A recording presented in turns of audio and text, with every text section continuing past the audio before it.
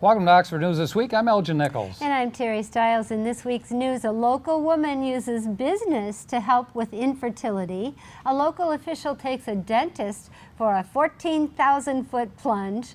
And a scout builds a Gaga ball pit for the township park. Stay tuned. Learn more about these stories and others. The Oxford News begins right now.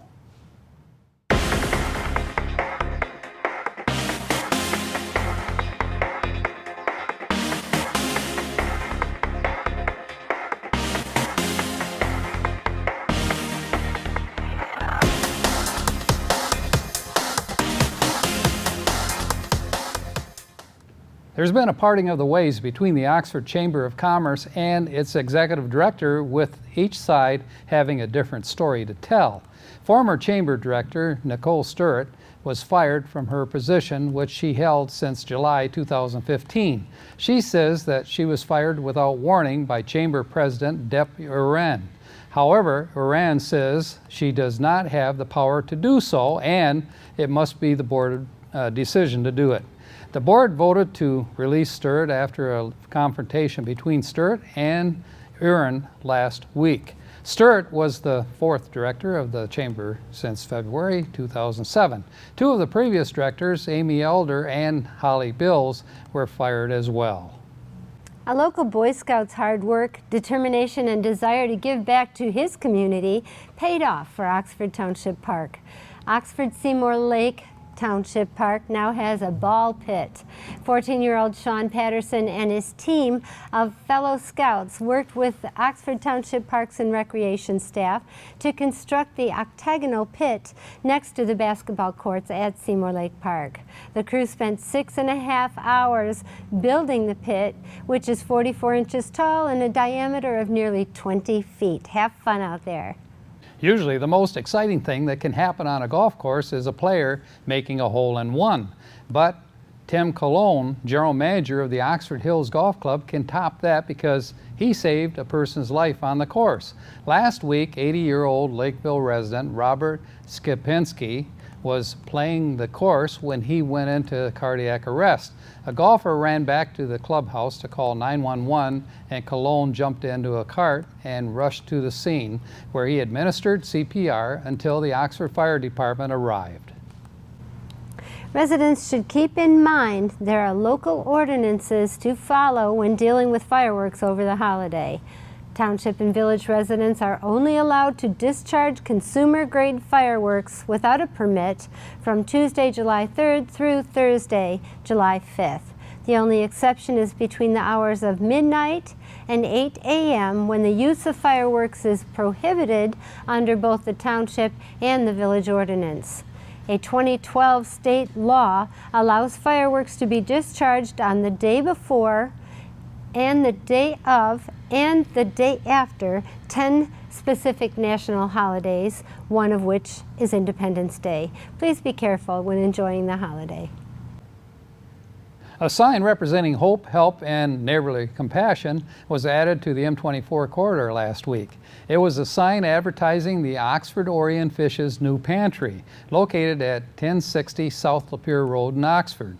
The pantry is not open yet, as there is still work to be done before the 5,000 square foot building is ready to serve the community. Building should be ready for use later this year. An Oxford Township woman, Shannon Hughes, is using her home-based business to help couples struggling with infertility. 916 Designs makes and sells witty t-shirts and tank tops and tumblers for women and children.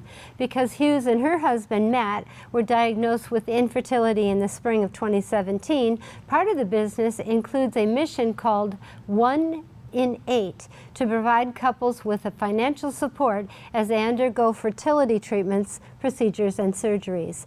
The name of 1 in 8 is derived from a 2006 national survey of family growth that found 1 in 8 couples have fertility issues. Keep a close eye on social media next month, because all kinds of fun activities are going to happen in Oxford Township's parks.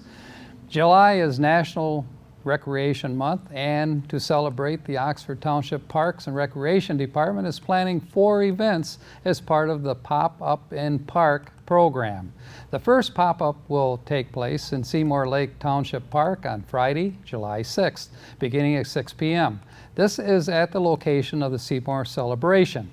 The public is invited to help paint a large mural that will be divided into 4 sections, each section representing one of the township's 4 parks. The sections contain images depicting playgrounds, disc golf, various sports. You want to consider hiking, swimming, boating, fishing, wildlife, natural features. Get out there and enjoy our parks. A dentist and a politician jumped out of an airplane together. Nope, that's not a joke, it actually happened. Last week, Oxford dentist Michael Kubinski and Oxford Township Supervisor Bill Dunn went skydiving in Macomb County's Ray Township. Kubinski and Dunn both made the 14,000-foot tandem parachute jump attached to an experienced skydiving instructor. This was Kubinski's first time diving, while Dunn went his first time last year on his 70th birthday. Now that's not it for Oxford News this week yet. I'd like to talk a little bit about the fireworks. Yes. And the dangers of that, but also, so I live on a lake, and fireworks started the beginning of June. We need to be kind to our neighbors and, you know, not over excess with fireworks, don't you think? You live on a lake as well. Yeah, you know those regulations have been in effect for quite a while. You know, as you know, I'm on the township board. Right. And so you folks, you know, you can get ticket out there for doing this kind of stuff. Not to mention that you're not watching out for your neighbors and being considerate, as Terry points out. Well, you know, there's a lot of people out there with kids that go to bed at a certain hour. And my dogs, my poor dogs, I keep saying I should go up north. But it's everywhere. Everybody, and don't get me wrong, I love watching the fireworks. I really appreciate the people that put money into them. We have some pretty fantastic fireworks on our lake, but starting in June, and last Friday night I was sitting there trying to go to sleep, and at 1:45 they were still setting them off. And it was that series of boom, boom, boom, boom, boom, and no pretty fireworks. It was just those big booms. So, and not to mention, people need to really be careful with those things. And you know, there's lots of partying going on as well. You know, people have their campfires set up, and if your neighbors are close proximity, you know, try to be kind. The fact that you don't want to be raising all kinds of cane, you know, at 2, 3 in the morning. Right. I've seen it within our subdivision, where it's a matter of being courteous to your neighbors, folks. Be that way. And you know, I say, when I was younger, we went camping a lot. And some people now that are kind of noisy like that, I just keep thinking, they never went camping when they were little, because I'm telling you, we were threatened. But that, just have a safe 4th. And some of you, by the time you see this, it will be after the 4th. So remember, you have the day before and the day after that you can set off those fireworks, and they'll be enjoyable to see. But after that, knock it off. That's it for Oxford News this week. If you want to learn more about these stories and others, you can pick up a copy of the Oxford Leader newspaper, or better yet, catch us on our website at OCCTV.org, on YouTube, and of course our regular Spectrum Channel 191 and AT&T Channel 99. Coming up soon on OCTV's very own Cody Wright with the Sports Report, and you won't want to miss Science in the News with Dave Kenny. I'm Terry Stiles. Thanks for watching Oxford News this week, where we bring your news closer to home. And I'm Elgin Nichols. Remember, always be kind to your friends and neighbors, and thanks for watching. Canine Stray Rescue is Oxford's own local dog rescue. Call them at 248-628-0435 or go to their website, dogsaver.org, and click on the Canine Stray Rescue League link. Welcome to Science in the News. I'm Dave Kenny, and these stories are taken from the publication New Scientist. In our first story, after a journey of 3.5 years, the Japan Aerospace Exploration Agency's, or JAXA, Hayabusa 2 spacecraft is sidling up to its destination, a small asteroid called Ryugu. The probe was only about 45 kilometers away last week, slowing down to enter orbit and begin its survey of the asteroid. The approach is a tricky one, says JAXA's Elizabeth Tasker. A tiny mistake can mean you miss the target entirely, she says. The distances are equivalent to trying to hit a 6-centimeter target in Brazil from Japan. Assuming everything goes to plan, Hayabusa 2 will drop off one big lander and 3 smaller ones on the surface of Ryugu to study the asteroid's composition, geology, and temperature. It will also take samples of asteroid dust by shooting a bullet at the surface and then collecting the dust thrown up by the impact. To collect fresher samples, the spacecraft will follow an even more violent procedure. It is carrying a 2.5 kilogram projectile loaded with high explosives, which will blast the projectile into Ryugu at a speed of 2 kilometers per second. It will then collect fresh dust that hasn't been exposed directly to space from the resulting crater. After deploying the landers, Hayabusa 2 will touch down on Ryugu 3 times to collect samples in late 2018 and 2019 by taking numerous observations from orbit. The spacecraft will head back home towards Earth at the end of 2019 to return the samples to researchers waiting to analyze their compositions. Ryugu has an orbit that makes sample return particularly easy. It swings just within Earth's orbit, just beyond Mars.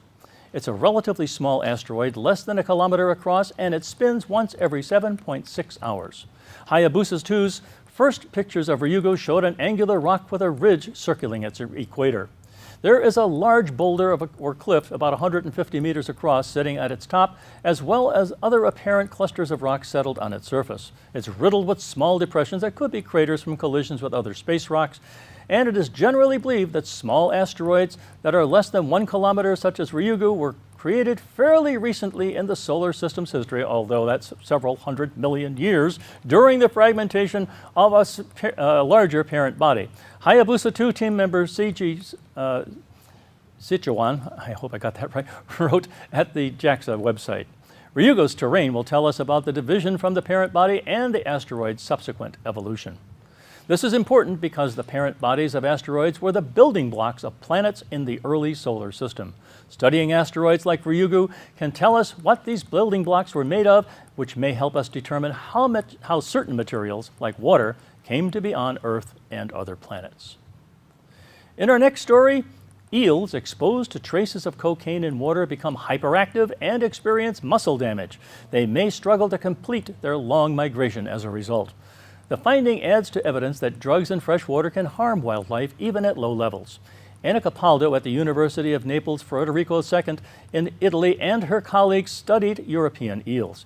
They had previously found that cocaine accumulates in the eel's flesh and affects their skins and hormones.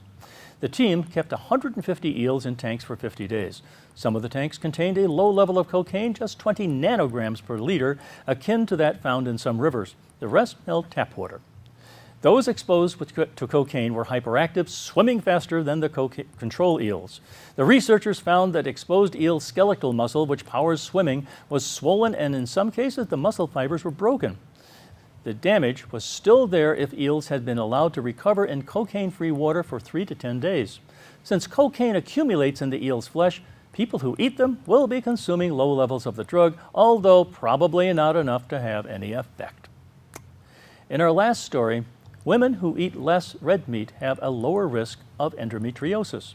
The condition occurs when tissue from the uterus spreads to places like the ovaries.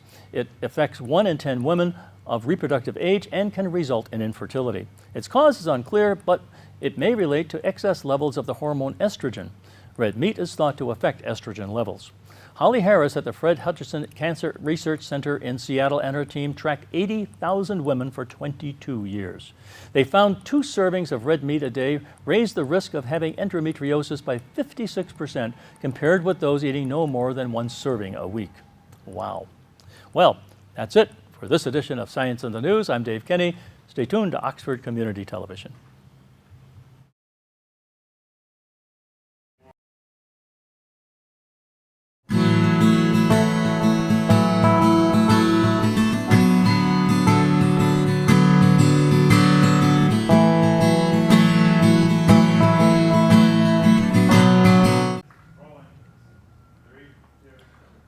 What's going on, Wildcat fans? Cody right back here once again for this week's sports report. This week we have more senior softball to go over, so let's just dive in and check it out.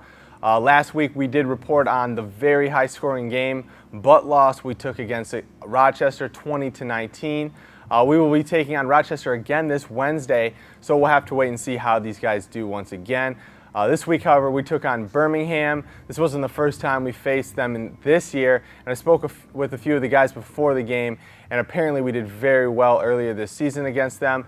They had nothing on us, and we took them down every game. They had a very small dugout this week with about 10 guys, but they played very well and gave us a run for our money. Once again, the game was very high in scoring, but we fell to a final of 18-16. Still a very close game. Some of the guys were messing with us after the game, saying it's only the games we cover that they lose. We kind of saw that coming, but we are certainly hoping to cover a win here very soon.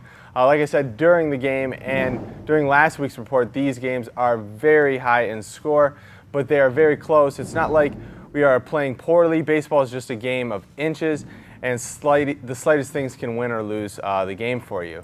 We just need to capitalize on that and keep it up at the plate and tighten a few things down in the field, and I think we will be taking these games no problem. The teams we are playing are filled with good ball players as well, and it's very competitive while it lasts, but these guys leave it on the field, and for the most part, it's all good time in the end.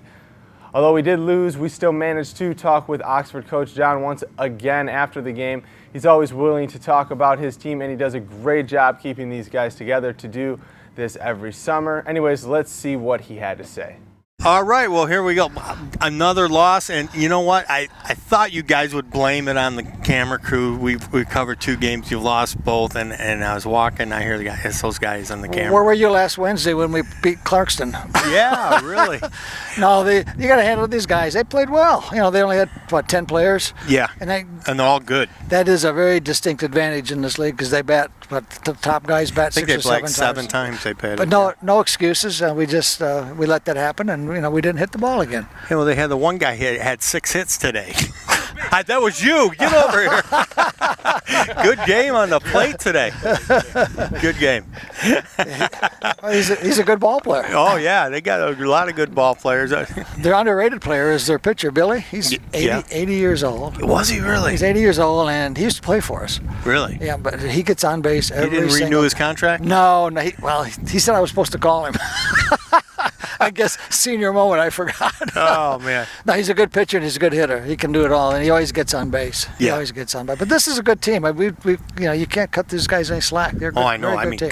Cunningham hit the ball on a line right to that center right fielder. He was all over the place, covered a lot of ground, did a good job. So when you take your losses, you got to take your lumps, and you got to acknowledge the other team. How about the double play by Newmanowski? Not bad.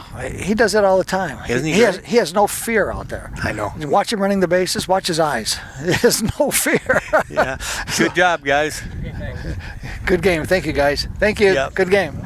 Anyway, Yeah. we have a game Wednesday. We have to make it. I got a tough game Wednesday against Rochester. Very tough. Again, same team? Same guys that were here a couple weeks ago? Yeah. Yeah, there's only 4 teams in our league. Okay, so good. we keep rotating. All right. So it'll be a tough game because Sam won't be here.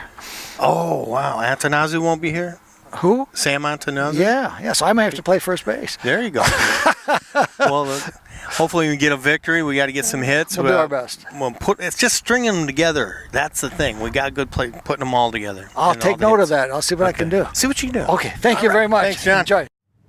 Well, folks, that's gonna just about do it for this week's report. I want to thank you all for watching and remind you to check out our website, OCCTV.org. You can access our YouTube page through the site, and that's where you'll find all of our coverage of these summer games and events, along with many other programs, past and present, we put together just for you. Once again, that's OCCTV.org.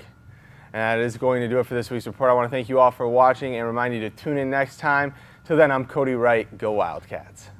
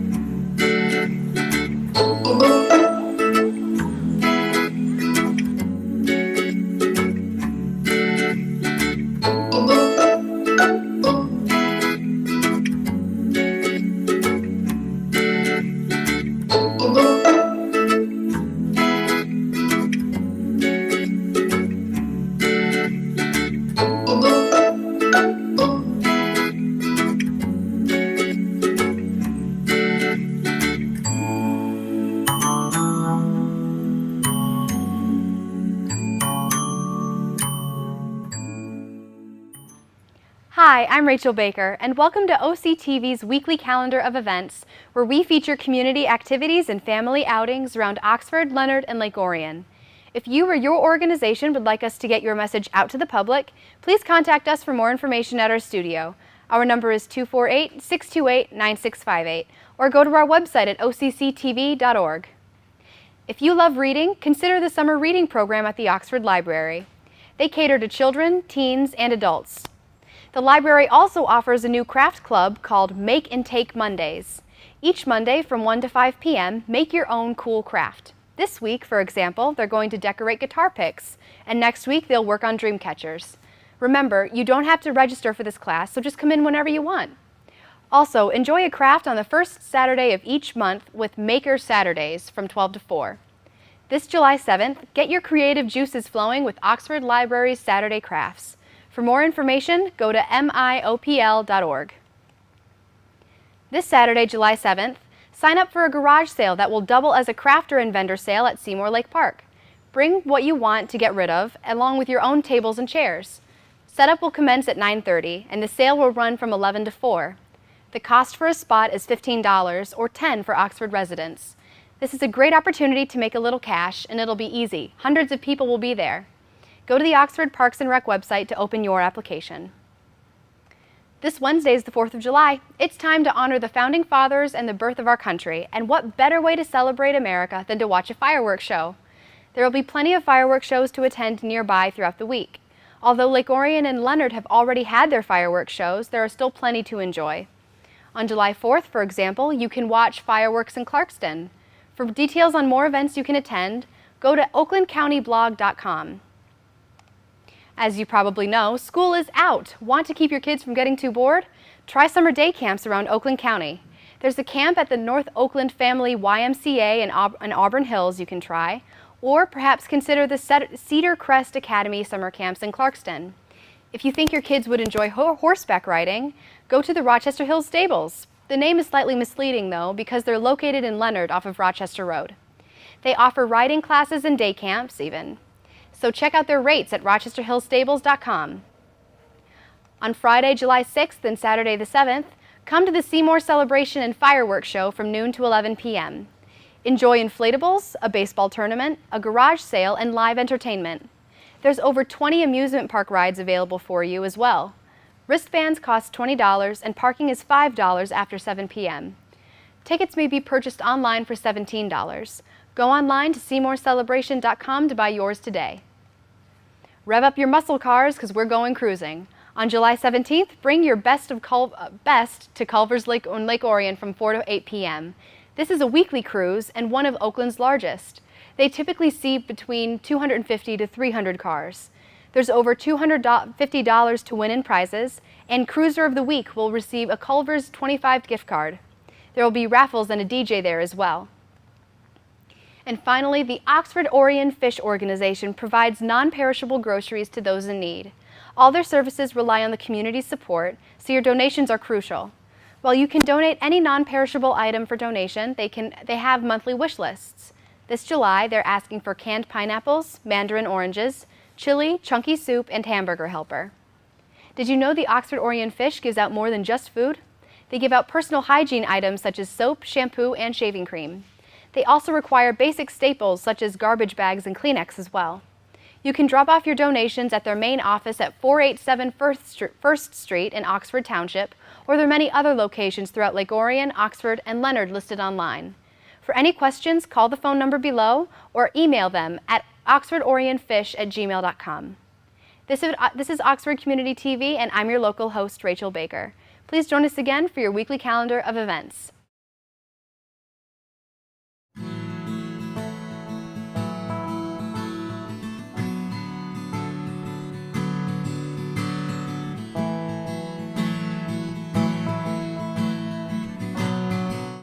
Welcome to this edition of Auto Talk. I'm Dave Kenny, and these stories are taken from the publication Automotive News. In our first story, the Detroit Auto Dealers Association will announce on July 24th a new date for the North American International Auto Show. Starting in 2020, the organization confirmed on June 28th. The yearly car show has been rumored for months to be moving either to October or June. The new date will take effect for the 2020 show, and the 2019 show will remain in January. Show organizers are hoping to stop a stream of automakers who have announced they're pulling out, as well as modernize the event as the industry evolves and embraces new forms of mobility. DADA, that is, released a short teaser video that's part of a full 2-minute video it plans to show on the 24th. It features a rendering of a reimagined Kobo Center, including outdoor test tracks and vehicle displays. Show spokesman Max Muncy has said a move to October could help lower cost and complexity for automakers. In that scenario, the show would take place about a month after the Paris show and roughly a month before the Los Angeles one. A move to the summer or fall will give visitors a chance to see more of the city in the warmer months. General Motors has supported a move to June that would possibly correspond with the Detroit Grand Prix. GM North America President Alan Beatty last month said such a move would allow for a new automotive spectacle to attract people to the city. I just think it would be so much more if the timing was right, Beatty told Automotive News. We could showcase what a great city we've got and what's going on. Good luck. And over at General Motors has cut the time needed to recharge the 2019 Chevrolet Volt plug-in hybrid nearly in half by doubling the kilowatt capacity of the car's charging system. The new 7.2 kilowatt charging system reduces the charging time from roughly 4.5 hours to 2.3 hours on a 240 volt outlet, GM said. The enhanced charging system is standard on the Volt Premier trim and available on LT trim for the 2019 model year. The LT will continue to come standard with a 3.6 kilowatt charging system that takes roughly 4.5 hours to charge. GM did not indicate if the new system will speed up the roughly 13-hour charging time of a 120-volt portable charge cord that comes standard with the car. A Chevrolet spokesman was not immediately available for comment. Pricing for the 2019 Volt, which is expected to go on sale in the fall, was not disclosed, and the range of the 2019 Volt remains at 420 miles, including up to 53 miles of pure EV range that equals 106 mpg, or gasoline equivalent.